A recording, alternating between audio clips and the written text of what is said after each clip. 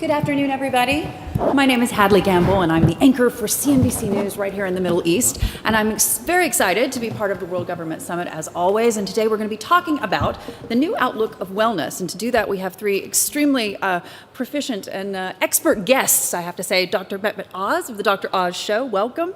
We're also speaking to Mindy Grossman. She is the CEO of WW International, as well as Esther Lee, the Executive Vice President and Global Chief Marketing Officer at MetLife. So panelists, welcome. We have about 20 minutes, so we're going to do a bit of a lightning round. So over the last couple of days, we have been talking amongst ourselves and other health professionals about the changing nature of wellness and healthcare in terms of data-driven models, in terms of overall wellness, in terms of alternative medicines as well.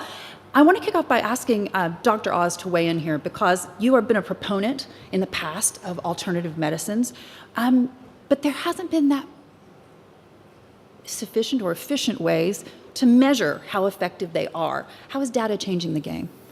Data is changing the game because we have been using alternative therapies for known human history. And that speaks to the fact that there's probably some merit to some of the ideas, because if our parents and our grandparents and their great-great-grandparents were using it, they would have gotten rid of it if it had no benefit. But it won't work for everybody. They're often very similar technologies and techniques that are used, but because there's no financial motivation to study them, because you cannot protect those ideas, they often fall away unevaluated. But when we reach a level in our society when we can stop people from dying from the traditional diseases, for example, cancer. If I got rid of all the cancer in the world, we'd live maybe 2 years longer. That's the impact of cancer. Why? Because people don't die from the cancer anymore. They die from frailty. They can't get the treatment for the cancer. And sometimes the solution is to be able to weather the storm of chemotherapy or radiation is alternative. And sometimes it's alternative, like really alternative, therapies we never thought about. Sometimes it's not that alternative, like what time you give the chemo matters. So circadian rhythms and sleep, and these become important issues with how you manage therapy. And then sometimes they're just smart things that we should be doing from a lifestyle perspective anyway to be able to live longer. And we're collecting more and more data on that, and I think in a very provocative way. I'll give you one example, just because I had the data pulled from Sleep Score. It just measures your sleep, and it's done on phones. So there are a lot of people in the UAE who are doing it, and in the Western world they're doing it. And you compare them, in this country, you get in bed 3 minutes shorter than the average person around the world. Just 3 minutes. But that coffee. Well, yes, but it doesn't sound like much. But here's the thing. The amount of sleep you actually get, the quality of your sleep, is 20 minutes less than the rest of the world. Is that important? Well, a sleeping pill gets you less than 10 minutes of extra sleep, usually, quality sleep. So it's a profound reduction. And why is that? Well, that's the root of the issue around wellness, an example of how data plays a role in that. Mindy, weigh in here, because when you came in to run as CEO WW, this wasn't just a rebranding of the company, was it? This was also very much data-driven, in the sense that you could give an entirely new approach to a company that had been very, very successful for decades. Yeah. I joined Weight Watchers, now WW, because I enormously believe that this brand that has been transforming people's lives through healthy weight loss and community for 57 years, not only had the permission, but had the responsibility to do so much more in a world where people's perspectives on being healthy are changing, and a world that is getting unhealthier. So what we felt is we could build an ecosystem of wellness to really help support people sustainably to lead healthier lives. And so our new purpose, we inspire healthy habits for real life, for people, families, communities, the world, for everyone, is really around democratizing wellness. But to get there, we did a very extensive qualitative and quantitative study, a global study, took millions of data points and really synthesized it down to 6 things. People need inspiration, not just education. People want things that fit into their lives, not the other way around. People don't want to extricate themselves from society. They want livability, not just some airbrush lifestyle. We talk a lot about that in mental health. They really need community today more than anything, however they want to define community for them. And we say healthy is the new skinny. It's not about some predetermined number. It's about how you feel about yourself and what healthy means to you. And finally, people crave purpose. So we said we need to build an ecosystem that's science-led, technology-enabled, and supported by community. And that's what the evolution of the brand has been. So today, what's the ecosystem that we've built on a platform that 4.2 million people now use every day as their wellness partner? It's nutrition, so everything you put into your body, so the launch of WW Freestyle. And when we did the clinicals, we not only measured weight loss, we measured scientifically sleep, happiness, and satisfaction to be able to say you can lose more weight, be happier, sleep better, and that's what people, obviously want. Activity. Built on personalization and the data that we know, what is the best combination of strength, endurance, and intensity. And we integrated audio fitness within our environment. Mindset, how your mind is supporting what you do. So we've integrated every form of content, including Headspace, for everyone to be able to use whatever works for them. And then motivation. So we have a rewards program that doesn't just reward you, it rewards you not for spending any money. It rewards you for the efforts you take upon your health.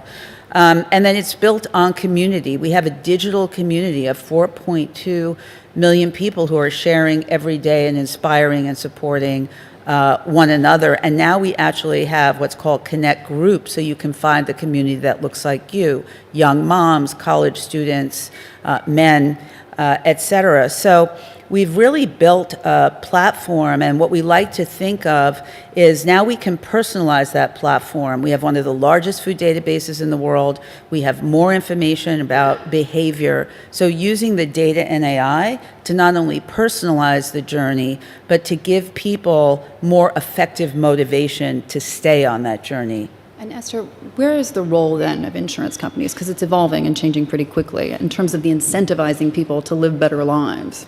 So first of all, we are an insurance company, but we do more than just sell insurance policies to people. If you think about from the inception, we have been in the protection business. And we're protecting people from the anxieties that come with the uncertainties in life, and also being there for critical moments. So look at the world today. We've heard about it from the morning. The amount of change happening in this world. Economic change, political change, environmental change. It can be also the most intimate changes. The workplace is changing. I'm living longer. I'm living with critical illness. These are all things that are creating anxiety. So as an insurance provider, it's more than just, as I said, providing insurance. We're partnering more with people. We're really driving a lot of work to understand the fundamental needs of people. So I'll give you an example on the subject of health. In Asia, we have a health business. We have a employee benefits business in the U.S. and life insurance and so forth. But in Asia is really where we have more of a health business. We've done some research and found that on average, 63% in Asia, 63% of people would rather live a shorter life than a longer life with critical illness. And that anxiety about critical illness is not just about getting a disease or being sick.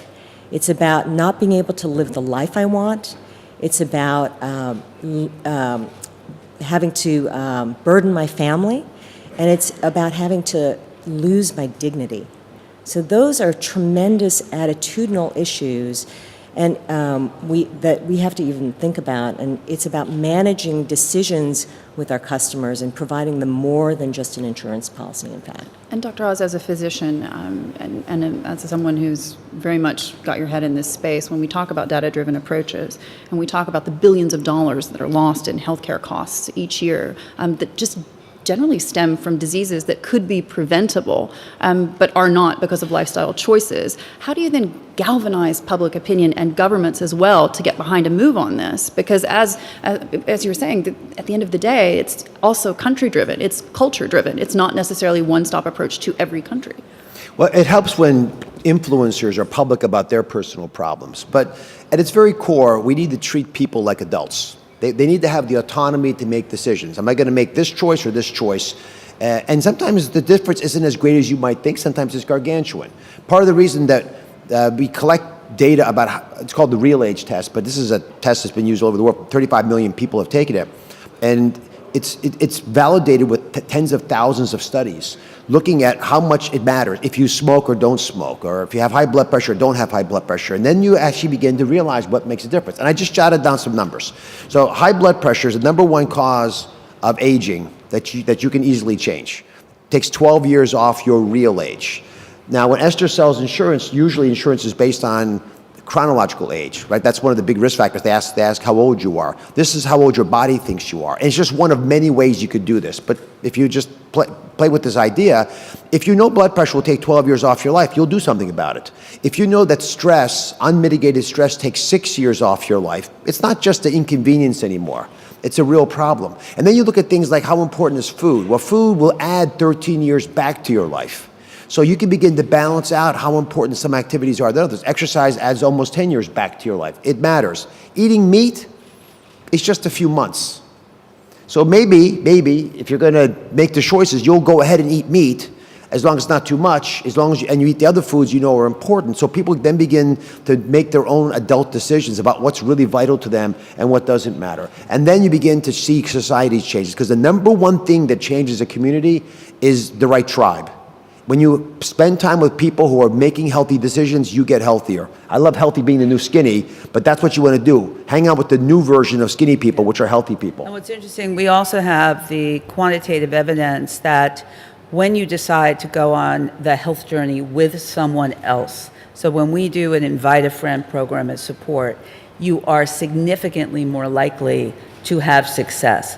And to your other point, one of the other challenges right now, we call it the wellness paradox, that we're seeing the wellness economy grow in leaps and bounds in terms of spend, but we're not seeing the impact on health. Actually, we're seeing the reverse. And a big part of it is people don't know the truth, because you can look at a whole page of what's being thrown out there and meat, whatever, and it'll say kale is good, kale is bad, gluten's good, gluten's bad. And so what people really need are those trusted sources.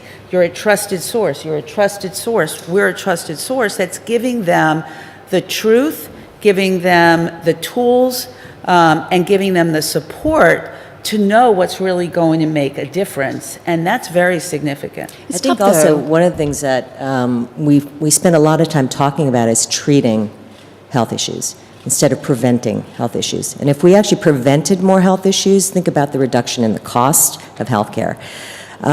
We've done a lot of work on what are services above and beyond insurance products that we could provide people. And we've tested lots and lots of different services, because we're in a lot of different types of businesses, whether it be legal services, health services, so forth. And the #1 category that always comes up in every market we tested is health. And the #1 category of health service is prevention. So people are seeking prevention and seeking ways in which other people, companies, both private and public sector can really help them with the prevention of a disease as opposed to just a treatment. It's tough though, isn't it? Because we're talking about trust. And it's not just necessarily trust in government or trust, for example, in the FDA as well. You're talking about data-driven approaches, community approaches as well. But when we talk about that trust model, how much is this all about the branding? So, of course, branding is of critical importance. It's what's the relationship that you're trying to develop, and how are you the trusted source? Perception being reality. Absolutely. And for us, we're very overt in articulating that every decision we make is based on science. Whether it is a nutrition decision, an activity decision, or even a motivation and rewards decision. Because I think that's very, very important, especially for our brand and our relationship.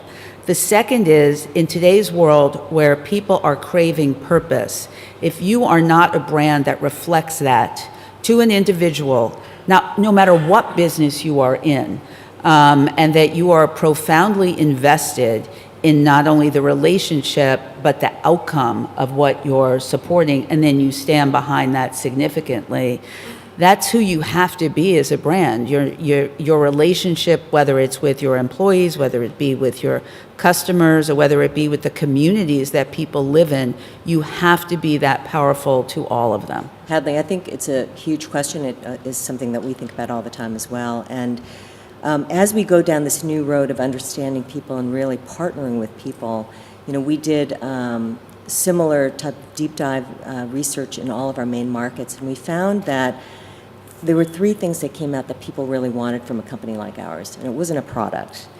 One was to be on my side, which meant to really understand me.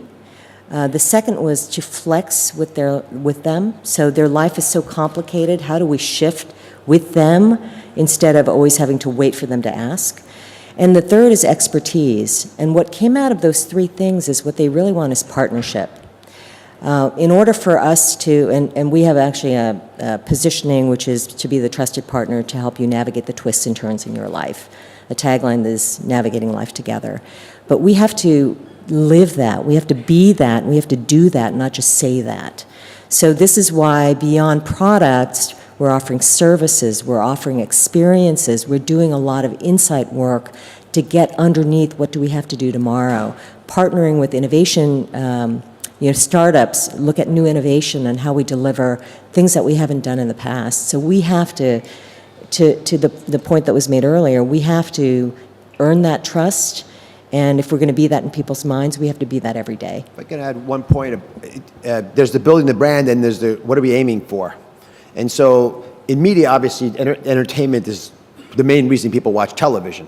It's not to do homework. But to watch the news. To watch the news and have fun. But it turns out that in health, if it's homework, people just don't do it. That's why years ago I stopped telling my audience, eat well, because people think eating good food is like eating cardboard. They might not live longer, but it'll certainly seem like they live longer because the food is so bad. Instead, tell people to eat food they love that happens to be good for them.